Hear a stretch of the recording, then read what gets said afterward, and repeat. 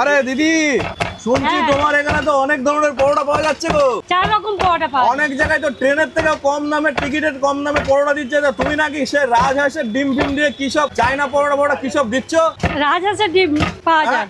একটা পরোটা লাগিয়ে দাও, তোমার স্পেশাল কম্বো নাও। এটা পুরো দিয়ে দেবো? পুরো দিয়ে দাও, পুরো ধরে নাও।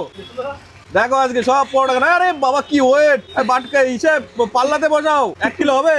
না 1 কিলো। দেখো 1 কিলো পরোটা নিয়ে নিয়েছি। আজকে পরোটা দিচ্ছি, ওর সাথে স্পেশাল কম্বো আছে।